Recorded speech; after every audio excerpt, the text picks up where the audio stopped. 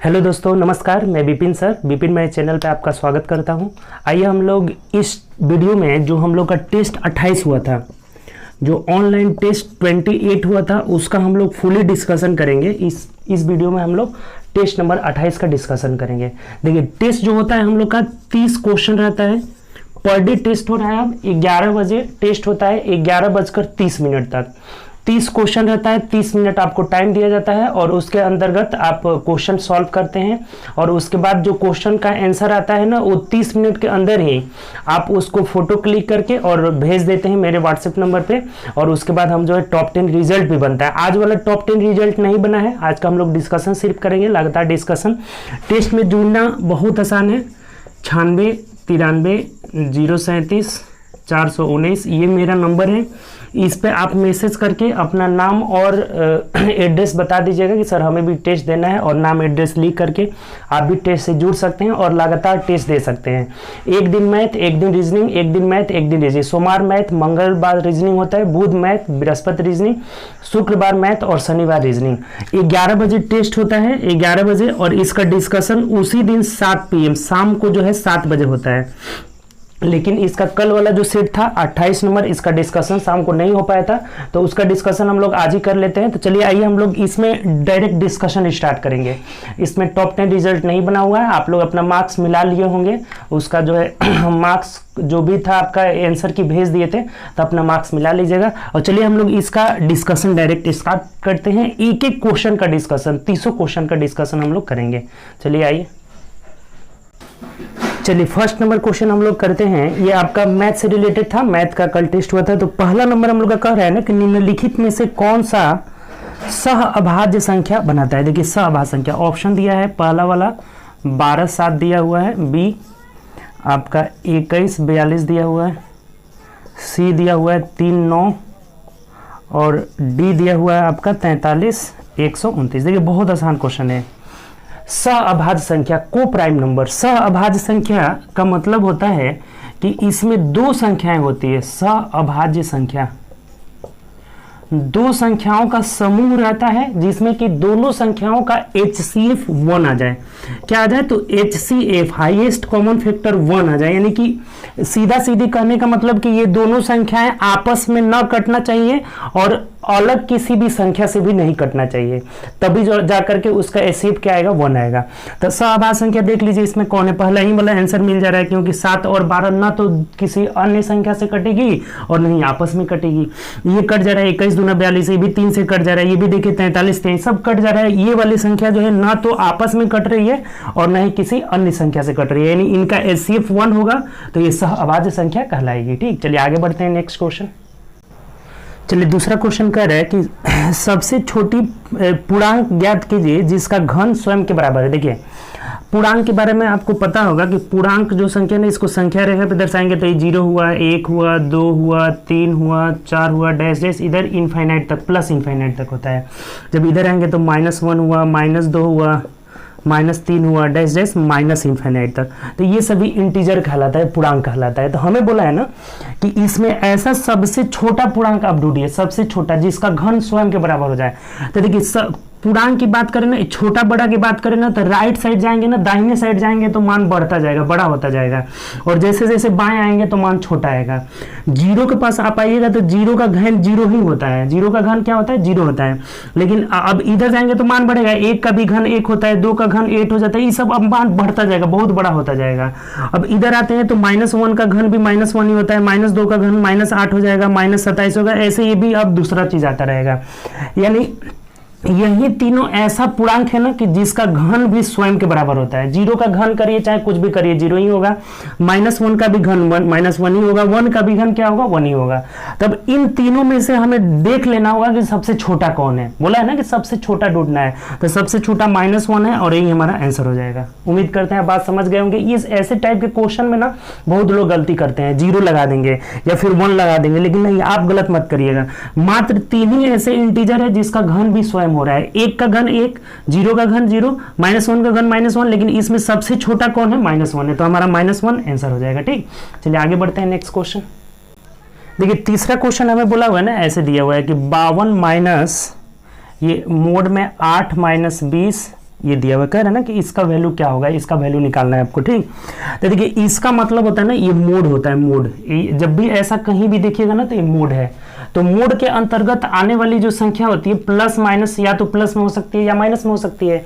तो जो इसका वैल्यू बाहर निकलता है हमेशा पॉजिटिव निकलता है।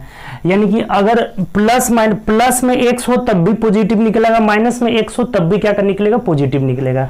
-5 मोड में -5 का वैल्यू भी 5 होगा, और मोड में 5 भी रहेगा तब भी उसका आंसर क्या होगा, 5 ही होगा। तो मतलब मोड आप समझ गए। तो बड़ा आसान क्वेश्चन है। देखिए ये तो 52 हो जाएगा ना, माइनस ये देखिए 8 में से 12 जाएगा, 20 जाएगा तो -12 हो जाएगा। और अभी आपको बोले थे इसका वैल्यू हो जाएगा -12। अब मोड से जब बाहर निकलेगा माइनस तो प्लस ही में निकलेगा, अर्थात हमें 12 घटा लेना होगा। ये बात क्लियर हो गया। बहुत लड़के यहाँ क्या करेंगे ना कि -12 आया फिर माइनस माइनस प्लस 12 64 आंसर कर लेंगे, लेकिन गलत हो जाएगा। हम लोग का क्या यहाँ बोला हुआ है कि मोड एक ऐसा, मोड का मतलब ही होता है कि प्लस रहे या माइनस रहे हमेशा नेगेटिव पॉजिटिव चिन्ह देगा। तो इसका वैल्यू आया 8 में से 20 गया -12, और -12 चूंकि मोड के अंदर है, जब बाहर आएगा तब जाकर के पॉजिटिव हो जाएगा। तो 52 में से 12 जाएगा, क्या आंसर हो जाएगा आपका, तो 40 हो जाएगा। और ये राइट आंसर होगा 40, ठीक। 40 हम लोग का सही आंसर होगा। ऑप्शन से मिलाइए, ऑप्शन नंबर बी हो जाएगा। क्लियर, कोई दिक्कत इसमें? आगे बढ़ते हैं नेक्स्ट क्वेश्चन। चलिए अगला जो 4 नंबर क्वेश्चन है ना, कह रहा है कि जब x² + ax + b को x - 7 से विभाजित किया जाता है तो 35 शेष बचता है, और x² + bx + a को जब x - 7 से विभाजित किया जाता है तो 31 शेष बचता है। तो a + b का मान निकाल। देखिए ऐसा जब भी क्वेश्चन है ना, हमें बोला है कि x - 7 से डिविजिबल भाग देना है। तो जिससे भाग देना रहता है, x - 7 से हमें भाग देना है, तो भाजक को हम क्या करेंगे ना, 0 के बराबर कर लेंगे। और जो वैल्यू निकलेगा x का, जैसे यहाँ x का मान क्या निकला, x = 7 निकला। तो अगर शेषफल इसमें 7 को अगर पुट करेंगे ना, तो अगर शेषफल 0, जितना शेषफल आएगा उसको इसके बराबर कर लेंगे। सिंपल सी बात हो गई। बोला था हमें कि x - 7 से भाग देते हैं, तो पहला वाला कंडीशन में कितना शेष बच रहा है, 35 शेष बच रहा है।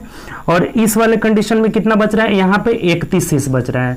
तो जब ये इसमें 7 आप रखिएगा, x की जगह 7 रखिए, तो 7 × 7 = 49 हो जाएगा, प्लस 7a + b = कितना शेष बच रहा है, 35 हो जाएगा। यानी सीधा अगर बदले तो क्या हो जाएगा, 7a + b = 35 में से 49 घटा दीजिए, तो 35 × 5 = 40, यानी कि 9 × 5 = 14, माइनस का 14 हो जाएगा ना। 35 में से इधर 49 घट जाएगा तो माइनस का 14 हो जाएगा, ठीक। ये पहला बात से निकालें।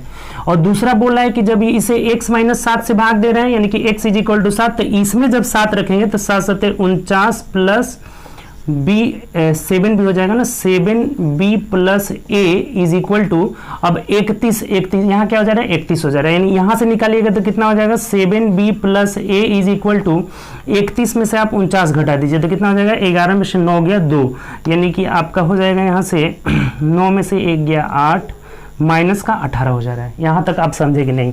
ये दूसरा इक्वेशन हो गया। फिर से आप एक बात समझ लीजिए, बोला हुआ था कि इससे भाग देने पर, यानी इसको 0 के बराबर किए तो x का वैल्यू 7 निकला। तो जब इसमें 7 पुट करेंगे तो ये 35 के बराबर हो जाएगा, इसमें 7 पुट करेंगे, इसको भी इसी से भाग देना है तो ये 31 के बराबर हो जा रहा है। अब दोनों इक्वेशन को सॉल्व कर दिए। देखिए यहाँ 7a 7b, हमें बोला है ना कि क्या निकालना है, a + b। देखिए इसको इधर लिख देते हैं, 7a + b, बहुत आसान क्वेश्चन है, 14 है, और यहाँ 7b + a = 31, -31 है, -14 है, यहाँ पे -14 है, और ये -18 है, ठीक। अच्छा एक बात बताइए कि हमें a + b का वैल्यू निकालना है। तो अगर जोड़ेंगे 7a में 1a जोड़ेंगे तो 8a हो जाएगा, और यहाँ 7b में 1b जोड़िएगा तो 8b हो जाएगा। तो अगर हम 8 कॉमन ले लेते हैं तो a + b का मान यहाँ से निकल जाएगा, 8 × 4 = 12 कर 2 8 से लेके, यानी कि -32 हो जा रहा है। तो इसे कटा दीजिए, 8 × 4 = 32, यानी कि -4 जो हो जाएगा ना, इस क्वेश्चन का आंसर हो जाएगा। a + b = -4। देखिए बहुत आसानी है, क्वेश्चन अच्छा है, थोड़ा समझना होगा। देखिए फिर से समझ लीजिए, कह रहे हैं ना कि x² + ax + b, या फिर x² + bx + a, जब इसको x - 7 से भाग दे रहे हैं तो 35 शेष आ रहा है, और इसको x - 7 से भाग दे रहे हैं तो 31 शेष आ रहा है। तो जब भी ऐसा क्वेश्चन आए तो जो भाजक रहेगा उसे आप 0 के बराबर कर दीजिए। और यहाँ से निकला x = 7, तो इसमें पुट करेंगे तो ये 35 शेष बच रहा था, बराबर 35 हो जाएगा, और इसे निकाले तो एक इक्वेशन निकला। दूसरा बात, जब इसमें 7 पुट करेंगे तो इस बराबर 31 हो जाएगा, और इससे दूसरा इक्वेशन निकला। और दोनों को हम सॉल्व कर लेंगे तो देखिए सॉल्व करने का आसान तरीका, अब ए और बी अलग अलग नहीं निकालेंगे, बहुत लड़के ए बी अलग अलग निकालेंगे फिर जोड़ेंगे, वैसा नहीं करना है। देखिए 7b और 1b 8b हो जा रहा है, 7a 1a 8a हो जा रहा है, तो 8 दोनों में से कॉमन ले लेंगे तो a प्लस बी बराबर -4 हो जाएगा। इधर 32 हो जा रहा है तो ये कट जाएगा, -4 इस क्वेश्चन का आंसर होगा। तो ऑप्शन से मिला लीजिए, ऑप्शन नंबर डी में दिया है तो डी आपका राइट आंसर हो जाएगा। क्लियर, कोई दिक्कत? अच्छा क्वेश्चन था। चलिए आगे बढ़ते हैं नेक्स्ट क्वेश्चन। देखिए 5 नंबर में बोला है ना कि एक घन और एक गोले की ऊंचाई समान है। देखिए घन, घन मतलब क्या हुआ, जैसे ये एक घन हो गया, डाइस हो गया घन, और एक है आपका गोला है ना, एक घन और एक गोले की ऊंचाई समान है। तो ऊंचाई समान का मतलब मान लीजिए ये इसका ए सब इसका भुजा ए ही होता है, तो इसका ऊंचाई यहाँ पे ए हो गया, और इसकी बात करेंगे अगर तो ये गोला जो हो गया ना, ये गोले की ऊंचाई है आर कितना हो जाएगा 2r। ये बात समझ रहे हैं कि नहीं? इसकी गोला की ऊंचाई मतलब कि ये आर यानी कि 2r, इसकी व्यास के बराबर जो हो जाएगा इसका ऊंचाई हो जाएगा, और इसका ऊंचाई मतलब भुजा ए ही होता है, यानी ये कंडीशन दोनों से निकलेगा हम लोग का। दोनों का ratio 2r is equal to a हो जाएगा। कैसे हुआ 2r इज इक्वल टू ए? तो इसकी ऊंचाई और इसकी ऊंचाई ये दोनों बराबर है, तो ये 2r है और ये a है, तो 2r बराबर a हो जाएगा। यानी यहां से अगर हम r/a की बात करें ना, तो r/a इज इक्वल टू 1/2 हो जाएगा। दोनों का रेशियो निकाल लिए, त्रिज्या और भुजा का रेशियो 1:2 आ रहा है। तो अब क्या बोला है हमें, उनके आयतनों का अनुपात क्या हो गया, यानी कि घन को पहले रखना है, आयतनों का अनुपात। तो घन का आयतन होता है भुजा क्यू, ये भुजा क्यू हो जाएगा, और इसका आयतन होता है आपका गोला का 4/3 पाई आर क्यू। तो आर क्यू ही यहाँ रहने दीजिए, आर क्यू हो गया। ठीक है, इन दोनों आयतन रखना है। तो अब रेशियो निकाल लीजिए आराम से, बहुत आसान हो जाएगा। ए क्यू, ए का मतलब 2 है, तो 2 दूनी के 4 दूनी के 8 हो जाएगा, और यहाँ तो 4/3 पाई का मान हो जाएगा। पाई में नहीं ना रखना है, पाई में ही रखना है, पाई को मत हटाइए, पाई में ही रखना है। और आर क्यू मतलब देखिए आर का मान 1 है, तो ए का क्यूब करेंगे 1 ही होगा। देख लीजिए यहाँ से कटा दीजिए, 4 दूना 8 हो जाएगा, तिरछा गुणा कर लेंगे तो 3 दूना 6 6 अनुपात पाई हो जाएगा, और यही हमारा आंसर हो जाएगा। ऑप्शन से देख लेते हैं, तो ऑप्शन नंबर ए में दिया हुआ है। उम्मीद करते हैं ये भी समझ गए होंगे, बढ़िया क्वेश्चन है। देखिए यहाँ बोला था कि घन और गोला का ऊंचाई समान है, इसका मतलब इसका व्यास और इसकी भुजा बराबर है, तो इससे दोनों का हम रेशियो निकाल लिए थे। अब इसका आयतन भुजा क्यू और इसका आयतन 4/3 पाई आर क्यूब।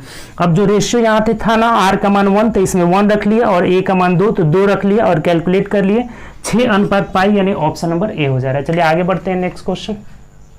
चलिए 66 नंबर क्वेश्चन देखिए क्या कर रहा है, समझना है इसे, कि यदि केवल विकर्णों के माप दिए गए हो तो इनमें से किस चतुर्भुज का निर्माण किया जा सकता है। देखिए चतुर्भुज दिया हुआ है हमें, 3 को दिया हुआ है, एक वर्ग दिया हुआ है, एक आयत दिया हुआ है, और एक दिया हुआ है समचतुर्भुज। ठीक, ये 3 प्रकार के चतुर्भुज दिए गए हैं। तो कह रहे कि अगर आपको विकर्ण पता हो तो आप इसमें से किस चतुर्भुज का निर्माण कर सकते हैं, यही हमें पूछा हुआ है। तो देखिए ये पहला नंबर में दिया हुआ है, ये दूसरा नंबर पे, ये तीसरा नंबर पे, किस किस चतुर्भुज का आप निर्माण कर सकते हैं, वही आपका आंसर हो जाएगा। तो एक बात आपको पता होगा कि अगर इसका विकर्ण दिया गया हो तो ये विकर्ण √2a is equal to diagonal होता है। तो यहाँ से आराम से अगर विकर्ण दिया गया है तो हम भुजा निकाल लेंगे, अर्थात ये तो वर्ग निर्माण हो जाएगा। अब इसका विकर्ण का फॉर्मूला होता है √L² प्लस B², और इज इक्वल टू, यहाँ मान लीजिए विकर्ण कुछ भी दिया हुआ है, तो आप विकर्ण से लंबाई और चौड़ाई नहीं निकाल सकते हैं, विकर्ण से लंबाई चौड़ाई नहीं निकाल सकते हैं, अर्थात आयत का निर्माण हम नहीं कर पाएंगे। आपको केवल विकर्ण यहाँ मान लीजिए दे दिया जाए, यहाँ पे कुछ भी दे दिया जाए, 20 दे दिया जाए, और बोला जाए आप लंबाई और चौड़ाई बताइए क्या होगा, तो आप नहीं निकाल सकते हैं। बहुत सारी यहाँ पे पॉसिबिलिटी आ जाएगी। ठीक, तो ये आयत का निर्माण नहीं होगा। ये जब विकर्ण दिया रहेगा तो आराम से निर्माण हो जाएगा, क्योंकि आपको पता है कि समचतुर के विकर्ण एक दूसरे को समकोण पे काटते हैं। तो ये यहाँ मान लीजिए ए हो गया, बी हो गया, और ये कुछ भी रहेगा ना यहाँ आराम से निकाल लेंगे, क्योंकि जब समकोण त्रिभुज हो जाएगा तो समकोण त्रिभुज में 2 भुजाएं दिया रहेगा, तो तीसरा निकाल लेंगे, यानी यहाँ भी भुजा का निर्माण हो जाएगा। भुजा जब मिल जाएगा तो हम चतुर्भुज का निर्माण कर सकते हैं, यानी कि 2 प्रकार के चतुर्भुज का निर्माण कर सकते हैं। विकर्ण दिया गया रहेगा किसका किसका, एक वर्ग का यानी 1, और समचतुर्भुज यानी 3। तो 1 3 देख लीजिए किस ऑप्शन में है, वही आपका आंसर हो जाएगा। 1 3 देखते हैं, मिला लीजिए। ऑप्शन नंबर ए में दिया हुआ है 1 3, यानी वर्ग और समचतुर्भुज का निर्माण कर सकते हैं, आयत का निर्माण नहीं होगा। उम्मीद करते हैं समझ गए होंगे, बढ़िया क्वेश्चन है। चलिए आगे बढ़ते हैं नेक्स्ट क्वेश्चन। चलिए अगला क्वेश्चन देखते हैं। 7 नंबर कह रहा है कि 0.0836 और 36 पे रेकरिंग है, बोला है कि इसका वैल्यू निकालिए, क्या होगा, इसका वैल्यू निकालना, भिन्न में बदलना है। मैं वो भी कह रहे हैं ना कि साधारण भिन्न के रूप में, न्यूनतम साधारण भिन्न के रूप में बदलना है। देखिए बहुत सिंपल है, क्या होता है ना, 2-3 रूल आप सीख लीजिए। एक 0.p पे अगर रेकरिंग दिया रहेगा तो जितना अंक पे रेकरिंग दिया रहता है उसके हर में उतना ही 9 आ जाता है, यानी p/9 हो जाएगा। 0.pq पे और दोनों पे रेकरिंग दिया है तो pq बट्टा 2 × 9 हो जाएगा, 9 अगर 0.pqr है, केवल इन दोनों पे रेकरिंग है, p पे नहीं दिया है, तब क्या होता है, देखिए ध्यान दीजिए।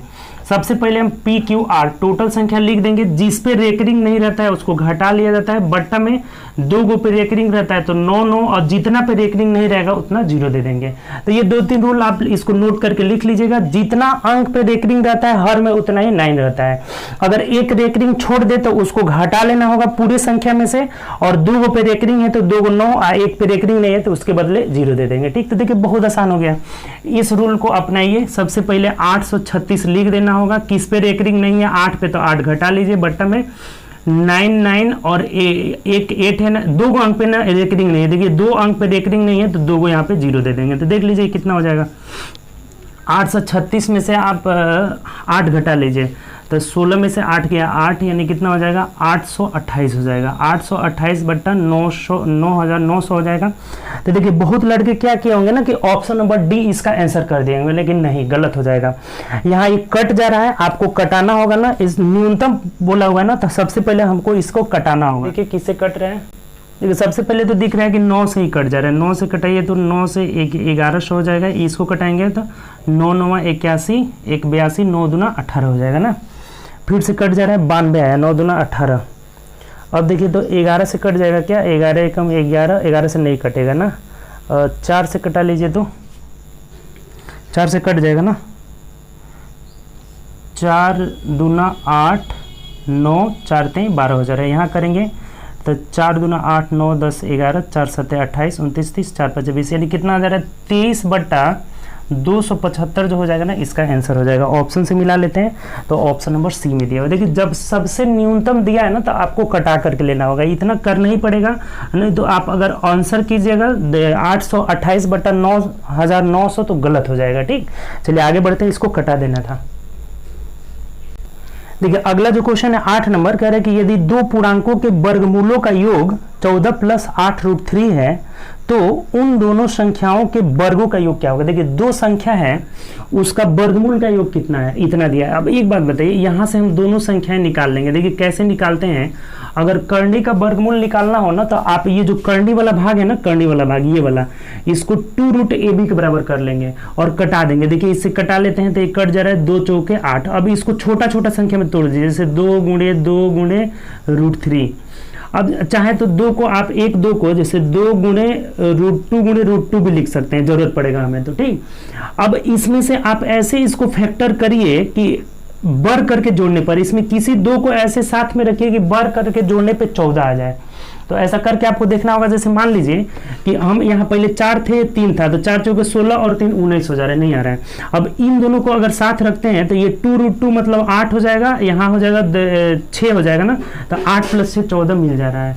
अर्थात हम लोग का जो ये संख्या होगी ये हो जा रही है आपका 2√2 और 1 निकल जा रहा है √6। ये 2 और 3 को एक साथ रखेंगे तो √6 हो जाएगा, यानी ये दोनों संख्या निकल जाएगी। यानी कि मान लीजिए कि अगर √a और √b है तो ये हो जाएगा √। अब 8 दूना 16, अगर ये बात करते हैं तो हम लोग कहते हैं ये रूट में 8 हो गया, ये 2 यानी कि √16 हो जा रहा है और √6 हो जा रहा है।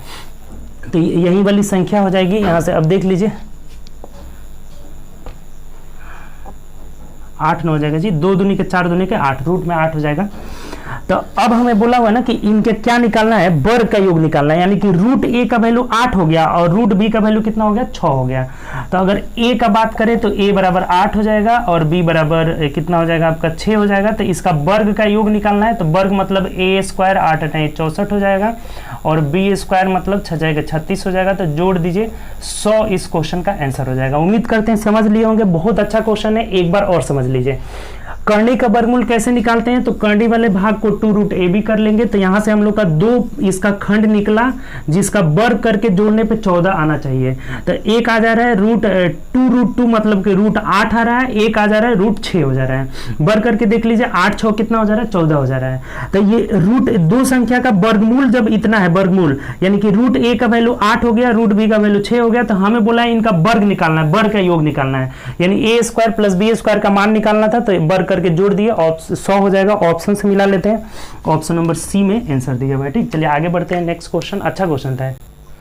चलिए 9 नंबर क्वेश्चन कर रहे हैं ना कि 23 - 24 में ये इसका वैल्यू निकालने के लिए बोला हुआ है। देखिए बहुत सिंपल है। क्या करते हैं, सबसे पहले हम लोग ब्रैकेट, छोटा ब्रैकेट को तोड़ते हैं। देखिए ब्रैकेट आपका 4 तरह का होता है, एक लाइन ब्रैकेट, छोटा ब्रैकेट, कर्ली ब्रैकेट, बड़ा ब्रैकेट। सबसे पहले लाइन ब्रैकेट, उसके बाद छोटा ब्रैकेट, उसके बाद कर्ली ब्रैकेट, उसके बाद बड़ा ब्रैकेट तोड़ते हैं। तो तोड़ते जाइए। अब एक बात और आप ध्यान में रखिएगा ना कि कर्ली ब्रैकेट, इसको तोड़ने के लिए ये 27 के आगे निगेटिव नहीं है, पॉजिटिव में है। इसका मतलब इसका कितना हो जाएगा ना, तो -1 हो जाएगा, क्योंकि ये 27 पॉजिटिव में है, निगेटिव में नहीं है। कर्ली जो रेखा जो कहां तक आया, यहां तक आया ना, तो ये 27 पॉजिटिव में। यहीं पे बहुत लड़के गलत करते हैं। ये 27 प्लस में है, -28 है, यानी कि इसका वैल्यू क्या हो जाएगा, -1 हो जाएगा। तो जब ये माइनस इसके साथ मिलेगा तो माइनस माइनस क्या बना लेगा, प्लस बना लेगा, यानी कि 26 और 1 कितना हो जाएगा, 27 हो जाएगा। छोटा ब्रैकेट तक हम आ गए, कितना आया, 27 आया है। तो अब 25 में से 27 जाएगा तो -2 आएगा, यानी यहां तक क्या आ गया, -2 आ गया। अब ये माइनस इसको प्लस बना लेगा, यानी कि 24 और 2 कितना हो जाएगा, 26 हो जाएगा। अब 23 में से आप 26 घटा लेंगे तो कितना आ जाएगा, -3 आ जाएगा, और यही हमारा आंसर हो जाएगा। ऑप्शन से मिला लेते हैं तो ऑप्शन नंबर बी हो जाएगा। उम्मीद करते हैं समझ गए होंगे, बहुत आसान है। सबसे पहले रेखा कोष्टक, छोटा कोष्टक, मझौला कोष्टक, बड़ा कोष्टक। रेखा में ध्यान रखना है कि ये जो 27 के आगे क्या है, प्लस का साइन है, तो ये -1 आएगा, फिर माइनस माइनस प्लस यानी 27, फिर ये 2 आएगा -2, और ये माइनस माइनस प्लस हो गया 26, और 23 में से 26 गया -3 हो जाएगा। चलिए आगे बढ़ते हैं। देखिए अगला क्वेश्चन हमें बोला है ना कि 3000 से बड़ी, देखिए 3000 से बड़ी, 3000 से बड़ी सबसे छोटी वह संख्या कौन सी है जिसे 4 7 10 इनसे 4 7 10 से भाग देने पर शेषफल क्रमशः 3 6 9 बचता है। देखिए बहुत आसान क्वेश्चन है ऐसा। जब भी बोले ना कि इतना इतना इतना से भाग देने पर क्रमशः इतना शेष बचता है, तो ये देखिए आपस में अंतर कर लीजिए। 4 में से 3 गया 1, 6 में से 7, 7 में से 6 गया 1, 10 में से 9 गया, यानी अब बराबर अंतर जो है हमेशा 1 आ रहा है।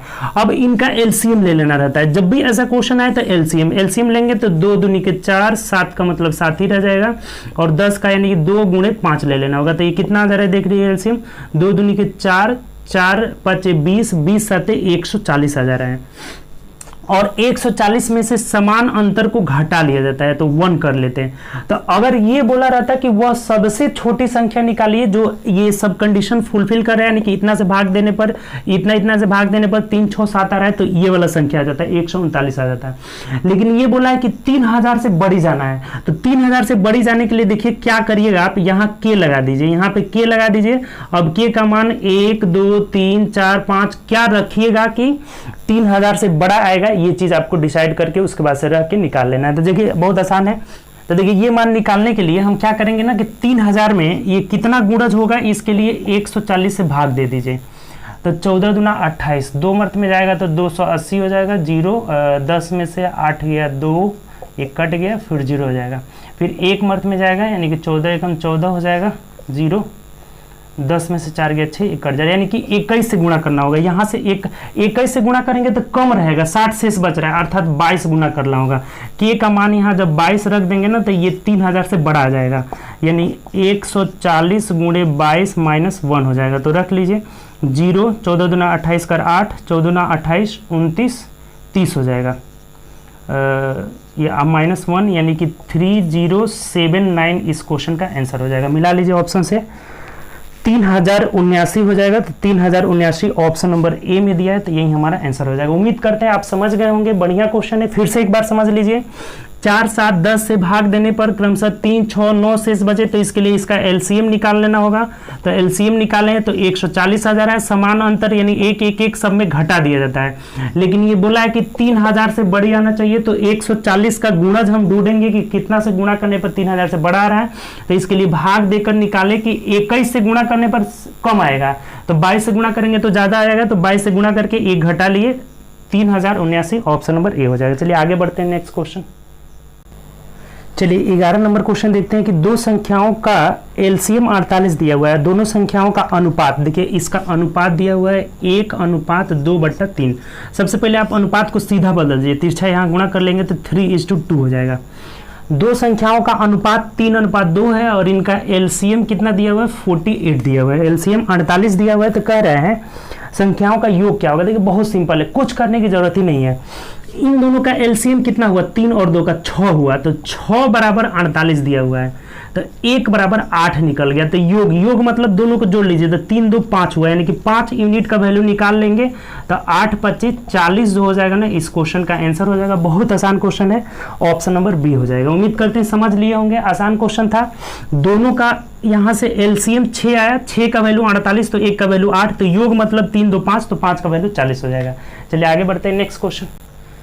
देखिए अगला जो है 12 नंबर क्वेश्चन कह रहे हैं ना कि सुनैना किसी निजी कंपनी में कार्य करती है और उसकी वार्षिक आय 3 लाख रुपए। देखिए इसका वार्षिक जो आय है ना, एनुअल इनकम 3 लाख रुपए कमाती है, ठीक, 3 पर 5 0 हो जाएगा, ठीक। अब कह रहा है कि उसके पास एक नई और एक पुरानी गाड़ी है, उसकी आय का 5% नई गाड़ी के रख रखाव पर और पुरानी पर नई के व्यय से 2% ज्यादा। देखिए नई वाली पे 5% और पुरानी पर इससे 2% ज्यादा, यानी कि 7%। दोनों पर ये बोला हुआ है हमें कि नई गाड़ी पर 5% रख रखाव पर और पुरानी पर नई के व्यय से 2% अधिक खर्च करती है, तो दोनों गाड़ियों के रख रखाव पर उसका कुल वार्षिक व्यय क्या होगा। बहुत सिंपल हो गया जी, ये दोनों पर रख रखाव पर यानी कि 7 5 12%, 12% लगाएगी तो 12% का मतलब 12/100। टोटल एनुअल इनकम 3 लाख था, तो 3 लाख का 7 5 12% निकाल लीजिए, 2 0 से 2 0 खत्म हो गया, 12 3 36,000 रुपया जो है दोनों गाड़ियों के रख रखाव पर खर्च करती है। तो ऑप्शन से मिला लीजिए, ऑप्शन नंबर बी हो जाएगा। देखिए कितना सिंपल है, बड़ा बस क्वेश्चन है और कुछ नहीं है इसमें। चलिए आगे बढ़ते हैं नेक्स्ट क्वेश्चन। चलिए 13 नंबर क्वेश्चन कह रहा है कि गांव में बगैर बिजली के रहने वाले सभी 12,000 घर हैं, नहीं सॉरी 1200 घर हैं। बोला है ना कि कोई गांव है उसमें बगैर बिजली के रहने वाले सभी 1200 घरों को बिजली का कनेक्शन उपलब्ध कराने का निर्णय लिया गया। जो 1200 लोग थे, घर था ऐसा जो विदाउट बिजली का था, तो उसको कनेक्शन देने का निर्णय लिया गया। अब बोला है कि यदि विद्युतीकरण की दर 75% प्रति वर्ष है, एक साल में 75% दे रहा है, 75% प्रति वर्ष है, तो 2 साल के बाद बगैर बिजली कनेक्शन के रहने वाले परिवारों की संख्या कितनी होगी। देखिए बहुत सिंपल है, अगर पहला बार हमें 75% का दिया, 75% को जो है कनेक्शन दे दिया, तो कितने बचेंगे शेष 25% बच जाएंगे। 25% का मतलब 25 बचा 100, ये एक साल बाद हो गया। फिर इसमें से 75% को दे दिएगा तो फिर कितने बचेंगे 25%, यानी 25/100। देखिए कितना सिंपल हो गया, जब 75% को दे रहा है तो 25/100 बगैर बिजली के, फिर इसमें से 25/100 बगैर बिजली के। अब कटा दीजिए, 25 चौके 100, यहाँ भी 25 चौके 100 हो जाएगा, और 4 16 से कटा देते हैं तो 16 8 128 हो जाएगा ना, 16 4 से कटाइए, 4 3 12 300 हो गया। फिर इस 4 से कटाएंगे तो 4 7 28 4 5 20, यानी कि 75 लोग ऐसे अभी भी बच जाएंगे ना 2 साल के बाद, जिनके घर बिजली नहीं रहेगा, यानी कि ऑप्शन नंबर बी जो हो जाएगा ना, इस क्वेश्चन का आंसर हो जाएगा। उम्मीद करते हैं समझ गए होंगे, एक ही बार निकल जाएगा। 1200 में 75% को दिए तो 25% बचे, फिर एक साल बाद 25% बचेंगे, यानी कि 75 हो जाएगा। आगे बढ़िए नेक्स्ट क्वेश्चन। देखिए 14 नंबर क्वेश्चन कह रहे हैं ना कि किसी वृत्त की एक चाप की लंबाई वृत्त की परिधि की 2/9। चाप मतलब क्या हुआ, देखिए समझिए थोड़ा, ये वृत्त का परिधि हो गया, तो कोई एक चाप काट रहे हैं, चाप मान लीजिए ये एक चाप काटे, तो ये परिधि का कितना है 2/9 भाग है, परिधि के 2/9 है, तो वृत्त के केंद्र पर चाप के द्वारा बनाए गए कोण का माप निकालना। देखिए बहुत सिंपल है, ये जो है ना परिधि, ये जो चाप है ना, चाप परिधि के 2/9 है। अच्छा परिधि का मतलब होता है 2πr, तो इसका 2/9 है ना जी, 2/9 है कौन, तो ये वाला, तो इसकी लंबाई हम कैसे निकालेंगे, तो बराबर θ/360 इंटू 2πr हो जाएगा। ये उम्मीद करते हैं ये बात समझ गए होंगे। डायरेक्ट भी हम चाहते तो बना लेते, लेकिन ये आसानी से समझ जाइएगा।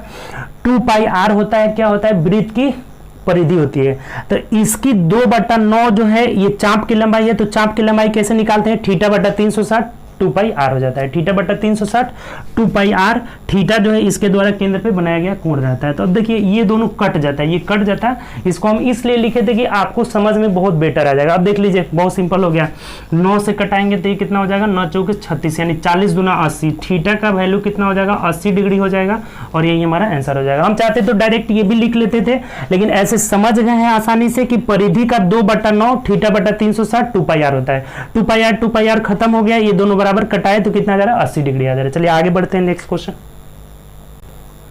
देखिए एक त्रिभुज है जिसकी भुजा की लंबाई 7 24 25। देखिए आपको पढ़ते पढ़ते ना एकदम ध्यान में आ जाने की 7 24 25 अर्थात क्या, तो एक समकोण त्रिभुज है। क्या है, एक समकोण त्रिभुज है, क्योंकि ट्रिपलेट बनाता है 7 24 25। तो अब कह रहे हैं कि ये एक त्रिभुज है तो इसके अंतःवृत्त की त्रिज्या क्या होगी। इसके अंतःवृत्त अंदर एक सर्कल बना रहे हैं ना, तो अंतःवृत्त की त्रिज्या ये आर, ये छोटा वाला आर क्या हो जाता है। तो आप पढ़े होंगे, नहीं पढ़े होंगे तो एक फॉर्मूला होता है बहुत सिंपल, समकोण त्रिभुज के अंतःवृत्त की त्रिज्या जो होता है छोटा r is equal to 2a, 2 गुणे एरिया बटा परिमाप होता है। ये ध्यान रखिए, 2 गुणे क्षेत्रफल बटा परिमाप होता है। तो रख लीजिए 2 गुणे जो इसकी त्रिज्या r इज इक्वल टू हो जाएगा 2 गुणे क्षेत्रफल, क्षेत्रफल का मतलब 1/2 आधार। अब देखिए एक चीज, तो ये 7 हो जाएगा, ये 24 होगा तो ये 25 होगा, कर्ण कभी भी हमेशा बड़ा होता है तो ये 25 हो जाएगा। तो इसका एरिया निकालना होगा तो 1/2 आधार 24 ऊंचाई 7, आधार 24 ऊंचाई 7 हो गया, और बट्टा परिमाप, परिमाप मतलब सब भुजा को जोड़ दीजिए तो 25 25 50 6 56 हो जाएगा। अब कटा दीजिए, 2 से 2 खत्म हो गया, और 7 8 56 8 तरीके 24 यानी कितना हो जाएगा 3 सेंटीमीटर हो जाएगा, और यही हमारा आंसर हो जाएगा। ऑप्शन से मिला लेते हैं, तो ऑप्शन नंबर डी में दिया हुआ। उम्मीद करते हैं समझ गए होंगे, नहीं समझे तो देखिए 2 बातें यहाँ से सीखिए, और जो भी बात बताते हैं ना उसको नोट भी करते चलना है। अंतःवृत्त की त्रिज्या 2a/p होता है, परिवृत्त की त्रिज्या कर्ण का आधा होता है। अगर इसका परिवृत्त की त्रिज्या पूछता तो 25/2 हो जाता है। कभी भी समकोण त्रिभुज के परिवृत्त की त्रिज्या कर्ण का आधा होता है, अंतःवृत्त की त्रिज्या 2a/p से निकाल लेंगे, तो 2 गुणे एरिया बट्टा परिमाप किए 3 सेंटीमीटर, ऑप्शन नंबर डी हो जाएगा। चलिए आगे बढ़ते हैं नेक्स्ट क्वेश्चन। देखिए अगला जो 16 नंबर क्वेश्चन है कि सुरेश एक लग्जरी नाव से 4 घंटे 15 मिनट में नदी के धारा के दिशा में, अच्छा नदी के धारा के दिशा में जाएगा तो x + y यानी नाव की चाल और धारा की चाल जुड़ जाएगी। तो ये x + y का वैल्यू कितना दिया है, 4 घंटा 15 मिनट में 34 किलोमीटर जाता है। अच्छा 4 घंटा 15 मिनट का मतलब 4×15/7, 15 चौके 60 यानी 4 चौके 16, 1 17/4 हो जाएगा। तो ये इतना घंटा में कितना दूरी जा रहा है 34 किलोमीटर। तो देखिए 34 बट्टा ये चाल बराबर दूरी बट्टा समय होता है, तो इस समय से भाग दे देंगे 17/4 यानी 17 दूना 34, 4 दूना 8 हो जा रहा है।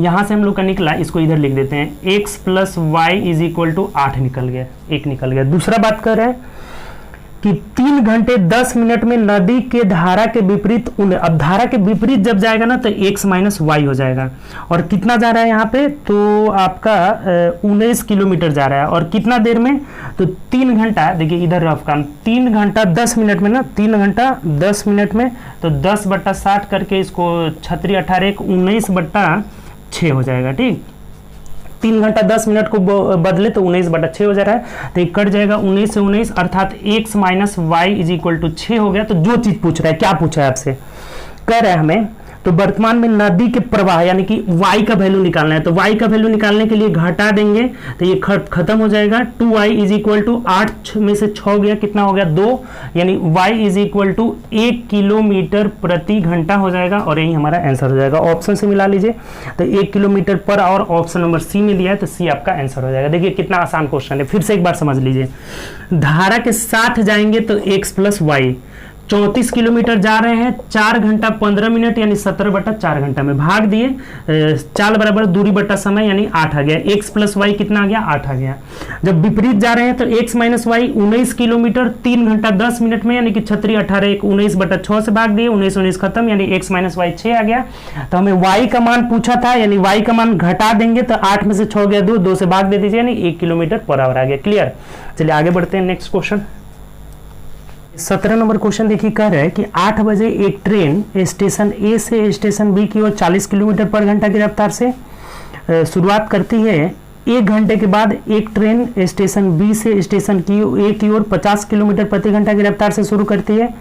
यदि दोनों के बीच की दूरी 220, देखिए ए और बी 2 स्टेशन है, अच्छा क्वेश्चन है, ए और बी 2 स्टेशन है। यहाँ से जो ट्रेन आ रही है इसकी चाल कितनी है 40 किलोमीटर पर आवर है और ये कितना बजे आ रही है 8 AM में चल रही है, 8 बजे सुबह में। अब इसको बोल रहा है कि ये जो इधर से चल रही है इसका 50 किलोमीटर प्रति घंटा चाल है और ये 9 AM में आ रही है, इसे 1 घंटा बाद आ रही है, ठीक 9 AM में चल रही है, 1 घंटा बाद आ रही है। बी स्टेशन ए की ओर 50 किलोमीटर की रफ्तार से चल रही है, तो 220 किलोमीटर है, 220 किलोमीटर है। तो बोला है कि कितने बजे दोनों एक दूसरे को पार करेगी, कब मिलेगी, यही बोला हुआ है। देखिए आसानी क्वेश्चन है, समझना होगा थोड़ा सा। देखिए ये 9 बजे चलना शुरू करी है, ये 8 बजे, तो इसको 1 घंटा हम चला देते हैं। दोनों का स्टार्टिंग समय सेम होना चाहिए, समय बराबर दूरी बटा चाल, सापेक्षिक चाल लगा देंगे, स्टार्टिंग समय सेम होना चाहिए। तो इसको 1 घंटा जब चलाएंगे तो ये यहाँ आ जाएगी, 1 घंटा इसको चलाएंगे ना जी, सॉरी, ये तो 9 बजे स्टार्ट किया ना, तो इसको चलाइए, तो ये 9 बजे तक आगे चलिए, पीछे तो जाएगी नहीं, यहीं से स्टार्ट करना है। तो ये 1 घंटा चलेगी तो 40 किलोमीटर चल जाएगी और यहाँ पहुँच गई कितना बजे, 9 AM में आ गई, ठीक 9 AM में इतना यहाँ पे आ गई। यानी अब जो दूरी होगा ना 40 घट जाएगा तो 180 किलोमीटर हो जाएगा, ठीक। अब लगा दीजिए समय बराबर, स्टार्टिंग टाइम सेम होना चाहिए, समय बराबर दूरी कितना है 180 और बट्टा सापेक्षिक चाल। अब देखिए जब दोनों का अपोजिट डायरेक्शन होता है ना तो चाल जुड़ जाता है, तो 50 ये 40 है यानी 90 हो जाएगा, 90 से भाग दे दीजिए, यानी कि 2 घंटा लगेगा, कब से 9 बजे से। तो मिलने का समय क्या हो जाएगा, तो 9 + 9 में आप 2 जोड़ लीजिए, यानी कि 11 बजे जो है 11 AM में जो है दोनों एक दूसरे को क्रॉस करेगी। तो ये देख लीजिए किस ऑप्शन में दिया हुआ है, 11 बजे, ऑप्शन से मिला लेते हैं। तो ऑप्शन नंबर हम लोग का बी जो है राइट आंसर हो जाएगा। उम्मीद करते हैं समझ गए होंगे। अच्छा क्वेश्चन था। सबसे पहले इसको भी हमें 9 बजे तक चलाएंगे तो 40 चल गया, तो अब कितना बचा 80। तो समय बराबर दूरी बट्टा सापेक्षिक चाल, सापेक्षिक चाल अपोजिट डायरेक्शन रहने पे जुड़ जाता है, तो 50 40 90 यानी 2 घंटा में मिलेगी। तो 9 बजे से जोड़ेंगे, 9 + 2 यानी 11 बजे मिल जाएगी। चलिए आगे बढ़ते हैं नेक्स्ट क्वेश्चन। देखिए 18 नंबर क्वेश्चन कह रहा है हमें कि 3 संख्याएं दी गई है जिसमें से दूसरी संख्या पहली की 3 गुनी है तथा तीसरी की 2 गुनी है। 3 संख्या देखिए 1 2 3, ये 3 संख्या है। दूसरी के बारे में बोला है 3 संख्या दी गई जिसमें दूसरी संख्या पहली की 3 गुनी है। यदि अगर 1 है तो ये कितनी है, 3 है। रेशियो हम निकाल लेते हैं, 1 हो गया तो ये 3 गुनी हो जाएगी। पहली की दूसरी संख्या पहली की 3 गुनी है तथा तीसरी की 2 गुनी है, यानी तीसरी की जब 2 गुनी है तो ये 1.5 हो जाएगा। इसकी ये 2 गुनी है और इसकी क्या है, 3 गुनी है। तो अगर इसको 1 मानेंगे तो ये 3 हो जाएगी और ये इसकी 2 गुनी है तो ये आधा हो जाएगा, नहीं 1.5 हो जाएगी। अगर पॉइंट को हटाना चाहते हैं तो ये 6 हो जाएगा ना, तब ये 2 हो जाएगा और ये कितना हो जाएगा, 3 हो जाएगा। सिंपल सी बात, सबको 2 2 गुना कर लिए, इसको भी 2 गुना, इसको भी 2 गुना, इसको भी 2 गुना, पॉइंट खत्म हो गया। अब क्या बोला है आगे पढ़िए। कह रहा है ना कि यदि तीनों संख्याओं का औसत 66 है, यानी कि औसत निकाल दीजिए, तो 6 3 9 2 11 बट्टा 3 वो संख्या है तो 3 से भाग दे देंगे। 11 बट्टा 3 यूनिट का वैल्यू 66 दिया है तो कटा लेंगे, 11 6 66 यानी 1 यूनिट का वैल्यू 18 हो गया। तो क्या पूछा है आपसे, तो पहली संख्या ज्ञात करें, यानी 2 का वैल्यू कितना हो जाएगा, 36 हो जाएगा। जब 1 का 18 हो गया तो 2 का वैल्यू 36 हो जाएगा। जो पूछता वो निकाल लेते हैं, तो 36 यानी ऑप्शन नंबर ए हो जाएगा, यही हमारा आंसर हो जाएगा। उम्मीद करते हैं समझ गए होंगे। ये इसकी 2 गुनी, इसकी 3 गुनी है, इसकी 2 गुनी है। 1 माने 3 माने 1.5, पॉइंट को हटाने के लिए 2 2 गुना कर लिए, पॉइंट खत्म हो गया। नहीं भी हटाते तब भी वही आंसर हो जाएगा, कैलकुलेशन आसान हो जाएगा। तो 6 3 9 2 11, 11 बट्टा 3 इसलिए क्योंकि कि एवरेज की बात किया हुआ था, तो ये एवरेज 66 दिया था, तो 11 बट्टा 3 का वैल्यू 66 यानी कटा कर निकाले, 1 का वैल्यू 18 आ रहा है तो 2, ये पहली वाली संख्या 2 है ना, 2 का वैल्यू 36 हो जाएगा। जो पूछता तीसरी का पूछता तो 18 थे 54 हो जाता। चलिए आगे बढ़ते हैं नेक्स्ट क्वेश्चन। चलिए 19 नंबर क्वेश्चन देखिए क्या कह रहा है कि 2 व्यक्तियों की वर्तमान आयु का योग उनकी आयु के बीच के अंतर का 7 गुना है। 5 वर्ष के बाद उनकी आयु का योग उनकी आयु के बीच के अंतर का 9 गुना हो जाएगा। तो व्यक्तियों की देखिए, अब ये थोड़ा सा समझना होगा, अच्छा क्वेश्चन है। हम मान लेते हैं ना कि एक का x है और एक का y है, तो x + y का बात किया वर्तमान में हम मान लेते हैं कि एक का x है और एक का y है। तो ये बोला है कि अभी जो है उनके आयु का योग जो है ना, अंतर का x - y का कितना गुना है देख लीजिए। तो x को हम बड़ा माने कि x क्या है, बड़ा है, ठीक।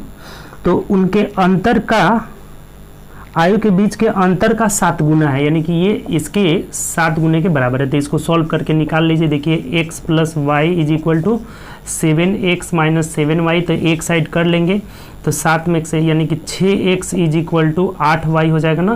तो 2 3 6 2 चौको 8 यानी x/y इज इक्वल टू कितना आ जा रहा है यहाँ से, तो 4/3 आ जा रहा है। रेशियो कितना आ जा रहा है इनका 4/3, तो रेशियो 4/3 आ गया। अब हमें बोला है, क्या बोला है ना, अब आगे दूसरा बात बोला हुआ है, तो ये तो रेशियो हम लोग निकाल लिए। दूसरी जो बात बोला हुआ है कि 5 वर्ष बाद, तो 5 वर्ष बाद x + 5 x प्लस, यानी 5 वर्ष बाद जो हो जा रहा है आयु का योग मतलब कर लीजिए, तो कितना आ जा रहा है x + y + 10 हो जाएगा। दोनों को जोड़ेंगे तो इनके अंतर, तो अंतर मतलब क्या हो जाएगा x + 5 माइनस y - 5 हो जाएगा। y माइनस क्या हो जाएगा आपका 5 हो जाएगा, क्योंकि घटाना है। और इसका ये कितना गुना है, तो 9 गुना है, यही हमें बोला हुआ है। दूसरा बात ये बोला था कि 5 वर्ष बाद का जो योग है अंतर का 9 गुना है। तब यहाँ से देखिए कटा लीजिए, ये 5 से 5 खत्म हो जाएगा, यानी यहाँ क्या निकल जा रहा है x + y + 10 is equal to 9x - 9y। यानी अब इधर लेके चले जाते हैं तो ये कितना हो जाएगा आपका, तो ये इधर ही लेके चले आइए, तो 9y इधर आएगा, तो ये कितना बन जाएगा आपका, तो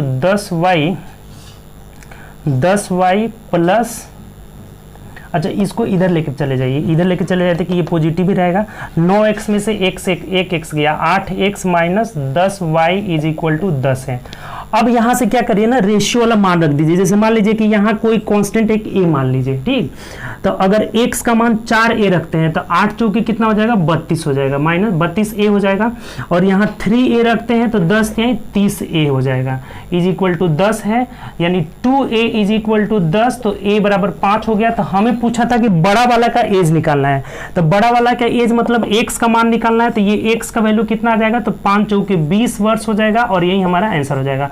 अगर छोटा वाला का पूछता तो 5 3 15 वर्ष हो जाता है। ये अच्छा क्वेश्चन है, एक बार और आप समझ लीजिए। देखिए हमें कह रहा था कि वर्तमान में दो व्यक्ति x y माने, x को बड़ा माने, इनके आयु का योग अंतर का 7 गुना है, तो यहां से हमने रेशियो निकाल लिया।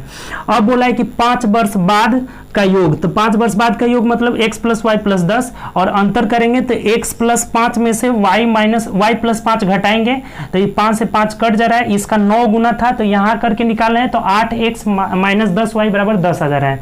अब ये जो x y का रेशियो यहाँ निकला हुआ था ना, इसको यहाँ से पुट करके करें तो a = 5 आ जा रहा है, तब इसमें रख दीजिए, 5 चौके 20 हो जाएगा। ऑप्शन नंबर देख लीजिए, तो ऑप्शन नंबर सी हो जाएगा हम लोग का आंसर। ठीक, ये बढ़िया क्वेश्चन था, इसको 1-2 बार और देख लीजिएगा। चलिए आगे बढ़ते हैं। देखिए 20 नंबर कह रहा है ना कि किसी मूलधन पर 8% दर से 8% रेट से कितने महीने का, 8 महीने का, महीने मतलब 12 से इसको भाग दे दीजिए। और उसके बाद कह रहा है 6% की दर से 6% की दर से 14 माह मतलब 14/12 कर लीजिए कि महीनों के साधारण ब्याज के बीच का अंतर 2000 है। देखिए बहुत सिंपल, अब यहाँ दोनों के बीच का अंतर कर लीजिए। देखिए तो यहाँ कटा देते हैं, तो ये 4 दूना 8, 4 3 12, तो 8 दूना 16/3 यहाँ हो जा रहा है, और यहाँ कितना 6 दूना 12, 2 7 14 हो जा रहा है, यानी यहाँ 7 हो जा रहा है। तो दोनों का अंतर कर लीजिए, ये 7 हो गया, तो ये बड़ा आ रहा है ना, तो इसमें से घटा देंगे, तो 7 3 21, 21 में से 16 जाएगा, कितना हो जाएगा 5/3 आ रहा है अंतर। 5/3 का वैल्यू देखिए कितना दिया हुआ है आपका 200 रुपया दिया। 5/3% का वैल्यू 200, तो 5 चौके 20, यानी कि 1% का वैल्यू 4 3 12, 120 हो गया। तो 100%, कभी भी मूलधन 100% होता है तो 2 0 और चिपका देना है, यानी कितना हो जाएगा 12,000 रुपया हो जाएगा, और यही हमारा आंसर हो जाएगा। ऑप्शन से मिलाते हैं तो ऑप्शन नंबर देखिए ए में दिया है। बहुत आसान क्वेश्चन है, एक बार और समझ लीजिए, पी वगैरह मानने की जरूरत ही नहीं है। 8% के रेट से 8 माह मतलब 8/12 कर लिए, तो ये कितना आ रहा है 16/3% आ रहा है, RT। ये R और T, R गुणे T कर लिए, यहाँ भी R गुणे T 6 गुणे 14/12, यानी ये 7% आ रहा है। तो दोनों का अंतर 5/3 हुआ। 5 जो अधिक रहेगा उसी में से घटाएंगे, माइनस में कभी नहीं लेंगे इसको। 5/3% का वैल्यू 200 आ गया। तो अब हमें कह रहा है कि 100% का वैल्यू, यानी 1% का वैल्यू 120 आ रहा है, तो 100% का वैल्यू 2 0 और लगा देना है, यानी 12,000 रुपया। ऑप्शन नंबर ए हो जाएगा। चलिए आगे बढ़ते हैं, नेक्स्ट क्वेश्चन।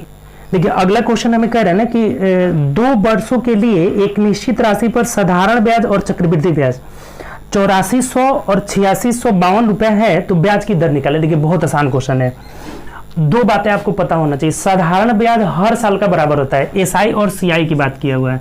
एसआई और सीआई 2 साल का दिया हुआ है। देखिए पहला साल में सबसे पहले साधारण ब्याज दोनों साल का 8400 है, यानी 8400 है ना, तो 4200 हो जाएगा। पहला साल में 4200 रुपया और दूसरा साल में भी कितना हो जाएगा, 4200 रुपया हो जाएगा। ये चीज पहले समझे कि नहीं। साधारण ब्याज हर साल का बराबर होता है, तो पहला साल में 4200 मिलेगा, दूसरा साल में 4200, तभी जाकर 2 साल का कितना होगा, 8400 हो जाएगा। और ये जो दिया हुआ है कितना दिया है, 8652 दिया है चक्रवृद्धि ब्याज 2 साल का। अब एक बात और समझिए, एक बात आप जानते होंगे कि साधारण ब्याज और चक्रवृद्धि ब्याज पहला साल का सेम होता है। अगर ये 4200 पहला साल का है तो चक्रवृद्धि ब्याज भी कितना होगा, 4200 ही होगा। 2 पॉइंट इसमें आपको याद होना चाहिए कि साधारण ब्याज हर साल का बराबर होता है, यानी 4200 हो जाएगा। और चक्रवृद्धि ब्याज साधारण ब्याज एक ही धर पर अगर निकालेंगे ना तो पहला साल में दोनों बराबर होता है। ये भी बात ध्यान रखिएगा, नोट करके इस बात को लिख लीजिएगा कि साधारण ब्याज हर साल का बराबर होता है, चक्रवृद्धि ब्याज और साधारण ब्याज पहला साल का बराबर होता है, इसलिए दोनों को क्या कर लिए, बराबर कर लिए। तब ये दूसरा साल में इसका चक्रवृद्धि ब्याज कितना मिलेगा, तो इसमें से इसको घटा दीजिए, तो घटा दीजिए, 2 निकला, फिर 5 आ जाएगा, और यहाँ 6 में से 2 गया, 4 हो जाएगा, ये 4 हो जाएगा, यानी कि 4452 रुपया हुआ। तो ये कितना बढ़ रहा है, देखिए कितना बढ़ा है, तो 2 5 यानी कि 252 रुपया बढ़ा है। तो यही 252 ये 4200 का कितना प्रतिशत हो जाएगा, यही आपका रेट ऑफ इंटरेस्ट निकल जाएगा। तो कटा दीजिए, 2 0 से 2 0 खत्म हो गया, 14 से कटाते हैं, 14 3 42, 14 कम 14, 14 8 112, 3 से कटा दीजिए, 3 6 18, यानी 6% रेट हो जाएगा। बहुत सिंपल है, बस इसके लिए इस तरह का क्वेश्चन बहुत पूछा हुआ है। 2 बातें हमें ध्यान में रखना होगा, साधारण ब्याज हर साल का बराबर होता है, यानी 4200 हो गया। चक्रवृद्धि ब्याज साधारण ब्याज पहला साल का बराबर होता है, तो ये 4200 हो गया। अब इसमें से इसको घटाए तो ये दूसरे साल का निकल गया। ये कितना बढ़ रहा है, तो 252, तो ये 4200 का 252 कितना परसेंट हो गया, 6%, यही रेट ऑफ इंटरेस्ट हो जाएगा। ठीक, चलिए आगे बढ़ते हैं, नेक्स्ट क्वेश्चन देखिए। अगला क्वेश्चन कह रहा है ना कि एक टंकी में एक छिद्र है, रिसाव है, वो 8 घंटे में खाली कर सकता है। देखिए एक छिद्र है, छिद्र जो है टंकी को कितना देर में, 8 घंटे में खाली कर सकता है। ठीक, टैंक के लिए एक पाइप लगाया गया है जो प्रति घंटे 6 लीटर पानी भर रहा है। पाइप जो है 1 घंटा में 6 लीटर भर रहा है। ठीक, और पाइप को खोला जाता है, लेकिन छिद्र के रिसाव के कारण 12 घंटे में खाली हो जाता है।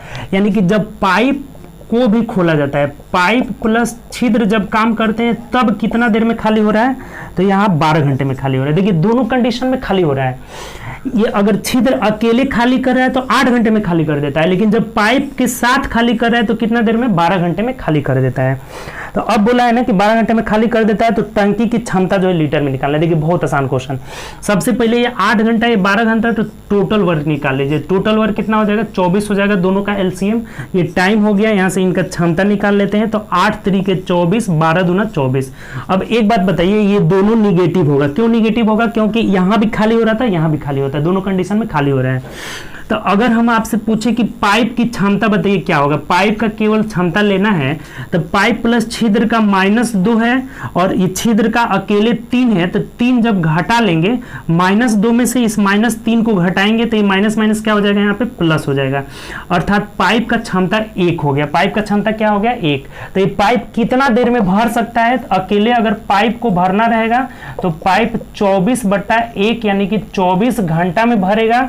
और 1 घंटा में कितना भर रहा है देख लीजिए, तो 6 लीटर पानी भर रहा है, तो 6 से इससे गुणा कर लेंगे ना, तो 24 6 6 24 का 4, 4 दूना 8 और 2 10, यानी 104 लीटर हो जाएगा ना। 6 24 का 4 2 हो जाएगा ना, 6 दूना 12 2 14, 144 लीटर हो जाएगा। 144 लीटर जो हो जाएगा ना, इस टंकी की धारिता हो जाएगा, जो कि ऑप्शन नंबर सी में लिया हुआ है। ये भी बढ़िया क्वेश्चन है, उम्मीद करते हैं समझे होंगे। तो देख लीजिए, छिद्र 8 घंटे में खाली कर सकता है, पाइप और छिद्र एक साथ 12 घंटे में खाली कर सकते हैं। टोटल वर्क 24 हो गया, इसका क्षमता -3, इन दोनों का मिला करके -2 हो गया। तो पाइप का अकेले क्षमता कैसे निकालेंगे, तो -2 में से -3 घटाएंगे तो ये +3 हो जाएगा, यानी 1 हो जाएगा। तो ये 1 की क्षमता से भर रहा है, 24 भरना है, तो कितना देर में भरेगा, 24 घंटा में। 1 घंटा में 6 लीटर भर रहा है, तो 24 घंटा में कितना भर लेगा, 144 लीटर। यही उस टंकी की धारिता हो जाएगी। चलिए आगे बढ़ते हैं, नेक्स्ट क्वेश्चन देखिए। 23 नंबर कह रहा है कि पी और क्यू के काम करने की क्षमता, इफिशियंसी का रेशियो दिया गया है। इफिशियंसी क्षमता का अनुपात 5:7 है, 5:7 है।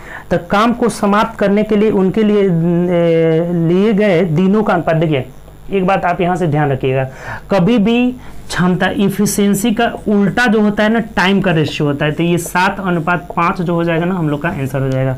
5:7 दिया है तो 7:5 ऑप्शन नंबर ए हो जाएगा। इसमें पेन भी नहीं लगाना है। क्षमता और जो है समय एक दूसरे के अपोजिट होते हैं, तो अगर क्षमता का रेशियो 5:7 दिया हुआ है तो टाइम का रेशियो 7:5 हो जाएगा, ऑप्शन नंबर ए हो जाएगा। चलिए आगे बढ़ते हैं।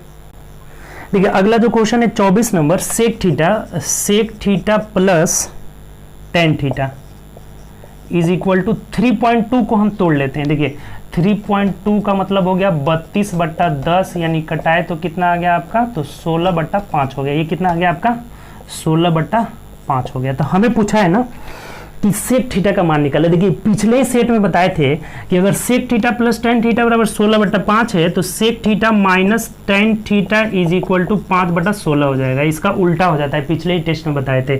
तो अब इनको जोड़ देंगे तो सेक खत्म, टेन खत्म हो जाएगा। 2 sec theta is equal to जोड़ दीजिए तो 16/5 प्लस 5/16 यानी कितना हो जाएगा आपका 16 80 हो जाएगा ना, एलसीएम 80 हो जाएगा। तो 5 से कहते 16 256 और प्लस 16 यानी 5 25 हो जाएगा। 6 5 11 कर 1 हासिल 1 हो जाएगा ना। और यहाँ कितना हो गया आपका, तो 5 2 7 1 8 हो जा रहा है। और ये 281/80 हो जा रहा है। तो हमें किस में देखिए पॉइंट में दे रहा है कि किस में दे रहा है, पॉइंट में दिया हुआ है। ये 2 से जब भाग देंगे तो ये 8 दूना 160 हो जाएगा, 160 नीचे हो जाएगा। अब इसको भाग दे देना है 281 में। देखिए इस सबको मिटा देते हैं, 281 में हमें भाग दे देना है 281/160। ये कट रहा है क्या, 3 9 27 1 28 नहीं कट रहा है तो भाग दे दीजिए। एक मर्थ में जाएगा 160 हो जाएगा। 1 8 में से 6 गया 2 और यहाँ 121 हो गया, यानी 0 उतरेगा। फिर यहाँ दशमलव जाएगा, फिर कितना जाएगा 16 7 112, 16 7 112, 16 8 128 यानी 7 मर्थ में जाएगा। देखिए ये इसका आंसर क्या हो जाएगा ना 1.75625। आगे हमें करने की ज़रूरत ही नहीं है, यहीं आएगा। भाग देकर देख लीजिएगा 281/160 जब भाग देंगे 1.75625 हो जाएगा, जो कि ऑप्शन नंबर किस में दिया हुआ है, ऑप्शन नंबर सी में दिया हुआ है। देखिए बहुत सिंपल है।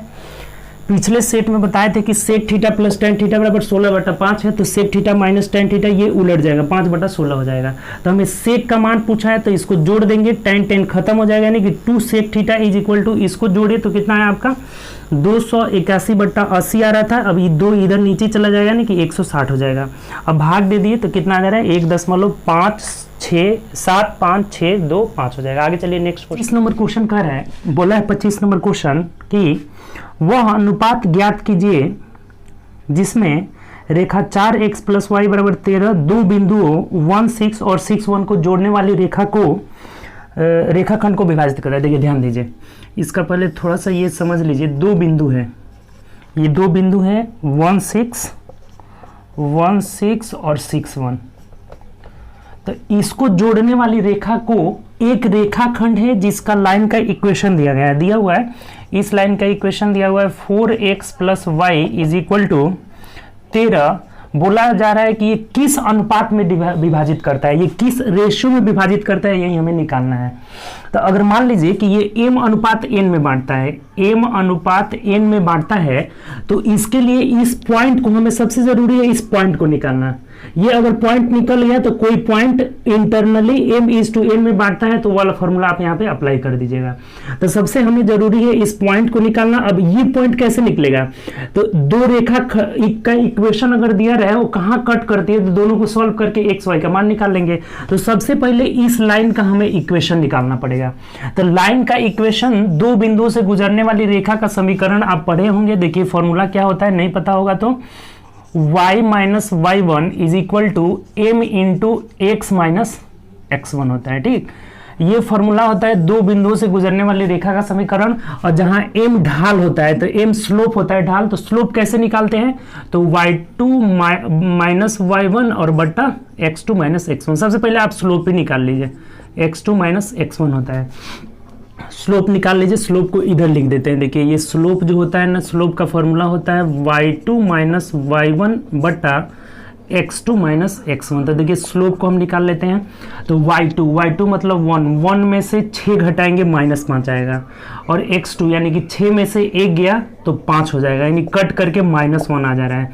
स्लोप -1 आ गया तो अब फॉर्मूला में रख दीजिए, आराम से बन जाएगा। ये y जो है फॉर्मूला में रहता है -y1 मतलब कितना है 6 इज इक्वल टू m का मान -1 आया है, और x फॉर्मूला में रहता है और -x1 मतलब 1 हो जाएगा। देख लीजिए, इसको सॉल्व कर लीजिए, y - 6 is equal to -x + 1 हो जाएगा। अब x को इधर कर लेंगे तो x + y is equal to 7 हो जा रहा है। ये इक्वेशन निकल गया, और इस लाइन का इक्वेशन हमें दिया हुआ है कि 4x + y is equal to 13। तो इन दोनों को सोल्व कर लेंगे ना तो ये पॉइंट निकल जाएगा, और ये पॉइंट निकल जाएगा तो आराम से m/n वाला जो इंटरनली डिवाइडेड करता है उसको हम लगा देंगे। तो देखिए इस पॉइंट को निकालने के लिए घटा दीजिए, y खत्म हो जाएगा, -3x इज इक्वल टू -6 हो जाएगा, यानी x बराबर जब 2 आ गया तो यहाँ रखेंगे तो y बराबर कितना हो जाएगा 5 हो जाएगा, y बराबर 5 हो जाएगा। अर्थात ये जो पॉइंट निकला ना 2, 5 निकल गया, तो 2, 5 निकल गया। तो अब आप पढ़े होंगे कि अगर m/n इंटरनली विभाजित करती है तो ये बिंदु जो होता है ना कि किसी एक निर्देशांक को ले लेते हैं, y x को ही ले लीजिए, तो x2, तो ये निर्देशांक क्या होता है, x बराबर mx2 but mx2 plus nx1। तो mx2 यानी कि 6m प्लस nx1 यानी कि 1n और बट्टा m प्लस n हो जाएगा। अब यहाँ से रेशियो निकाल लेंगे आराम से। बहुत अच्छा क्वेश्चन है ये, देख लीजिए क्या रहा है, 2m plus 2n is equal to 6m plus n हो जाएगा। एक साइड कर दीजिए तो 6 में से 2 चला जाएगा, 4m is equal to n हो गया।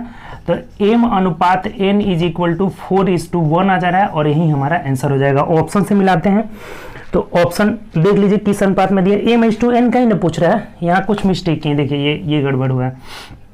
6 में से 2m उधर चला जाएगा तो कितना हो जाएगा, 4m is equal to n हो जाएगा। तो m/n बराबर 1:4 ना होगा, 1:4 होगा, 4:1 नहीं होगा कि क्या 1:4 हो जाएगा।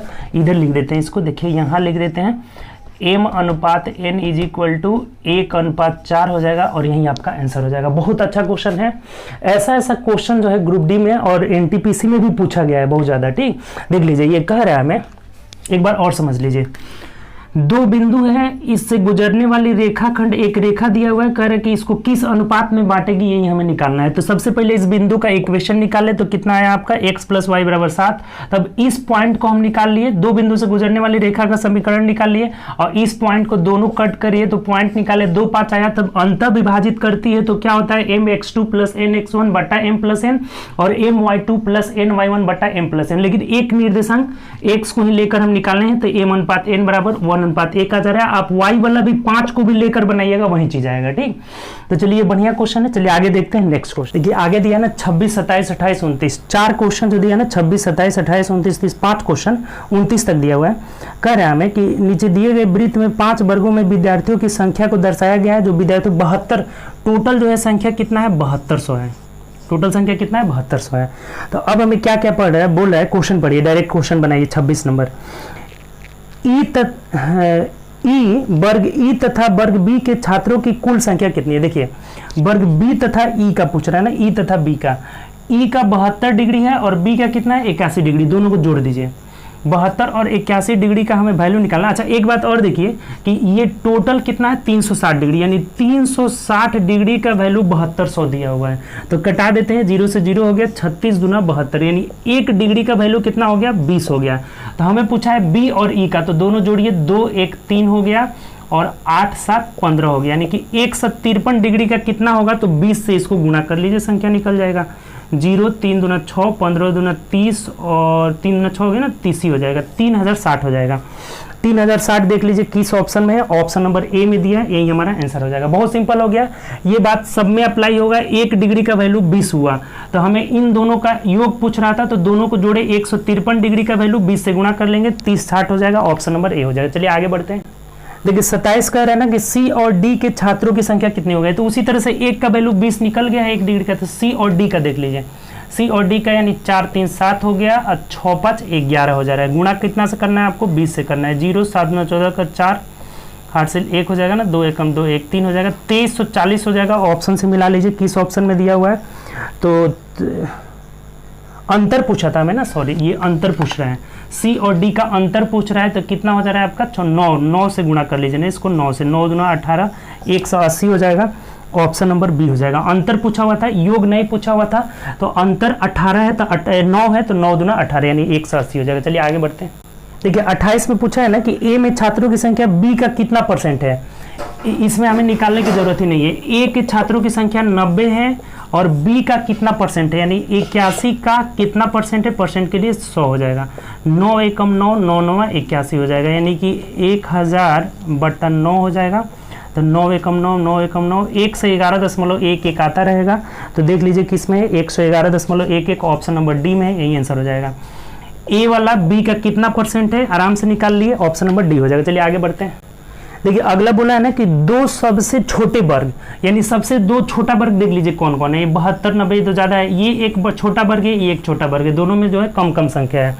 तो दो सबसे छोटे वर्ग की औसत संख्या क्या होगी, तो दोनों को जोड़िए ना, 4 3 7 और ये कितना हो गया 6 5 11, और हमें 20 से गुणा करना है क्योंकि 1 डिग्री का वैल्यू 20 आया, और बट्टा 2 से भाग दे देंगे, क्यों, क्योंकि औसत निकालना है। तो 2 दहा के 20 यानी कि 1170 हो जाएगा, यही हमारा आंसर हो जाएगा। बहुत आसान क्वेश्चन है, ऑप्शन नंबर बी हो जाएगा। सिंपल समझे कि नहीं आप, इन दोनों का औसत मतलब दोनों को जोड़कर 2 से भाग दे दिया, और 1 डिग्री का वैल्यू 20 आया तो 20 से गुणा कर लेते हैं। ऑप्शन नंबर देख लीजिए क्या आ जा रहा है, 1170 आ जा रहा है, जो कि ऑप्शन नंबर बी में दिया। चलिए आगे बढ़ते हैं।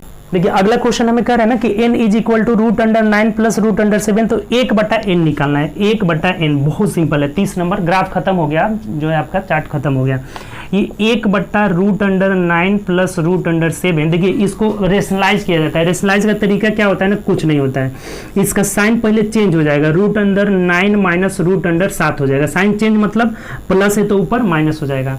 और दोनों का अंतर कितना है, 9, और दोनों के वर्गों का अंतर 9 और 7 का अंतर 2, 2 ऊपर नहीं है तो 2 से भाग दे देंगे, यही आंसर हो जाएगा। देख लीजिए, मिला लीजिए किस में दिया है, ऑप्शन नंबर सी में दिया है, यही हमारा आंसर हो जाएगा। समझे कि नहीं, नहीं सर, रेशनलाइज का सबसे आसान तरीका देखिए बताते हैं।